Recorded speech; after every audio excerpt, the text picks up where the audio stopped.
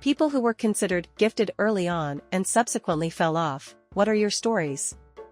So many things were so easy for me early in my school career, quickly reading stuff and understanding it, doing math in my head, stuff like that I never bothered to develop studying techniques and good homework habits because I could just finish the assignment during class before it was due to be turned in or by quickly skimming an assigned chapter. This worked great right up until I started getting into more serious classes, AP classes. It turns out that I had sabotaged myself by not developing habits that my classmates, who had a harder time with things earlier on in school, did, and with those habits, they quickly walked away from me and I kind of fizzled. I think one of my big takeaways from everything was that education is a marathon, not a sprint. Just because I could run fast in the beginning didn't mean there was a guarantee I would reach the finish line before other people years later.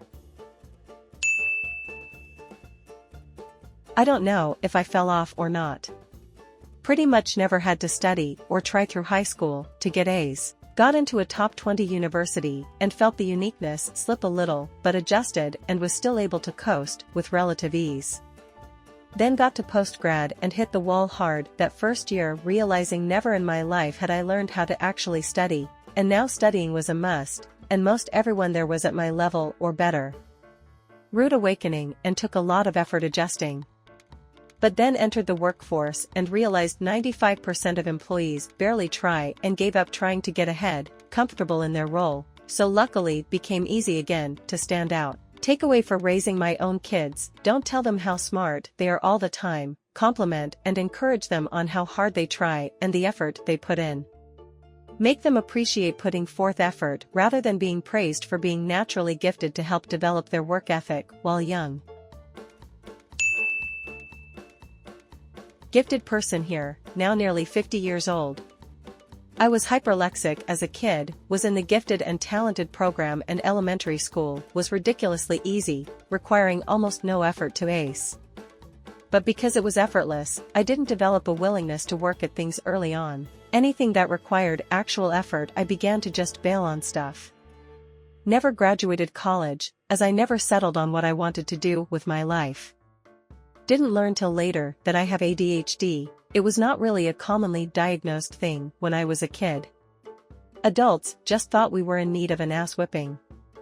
I was convinced for almost 40 years that I was the smartest person in the room, but that was delusional. Now I go out of my way to assume that I am the dummy in the conversation. I often wish I really was, as I don't have anything to show for being smart, and I begrudge others for seeming dumb enough to be happy. I know that's not necessarily the case, but I think it anyway. Working a dead-end customer service job, facing the public, who I generally loathe. Still smart enough to be able to recognize my issues finally, but feel it's too late to debark this train. Didn't exactly set the world on fire. My parents told me my whole early childhood how naturally smart and talented I was at everything, so I never developed study habits or anything like that since early schoolwork was a breeze. Then once I got into high school, I didn't have study habits, so I didn't have the self-discipline to study. And the fact that I wasn't just immediately outstanding at things anymore was confusing and frustrating. I was diagnosed with ADD for many various reasons, but my parents disregarded this because you're just forgetful, lazy, and antisocial. Those are you problems, not mental problems. You have to fix yourself, no magic medication and no therapy will fix you. You used to be such a good student. You're probably just on drugs or too distracted by boys to focus. This will bite you in the ass one day when you wake up and even McDonald's doesn't want you. You don't have enough brains to fill an egg cup. All your friends are smart. Why are you so stupid? The words hurt, but I'm not the kind to get motivated by talks like this. I'm the type that goes, oh. Yeah, I guess you're right. I am a worthless nobody.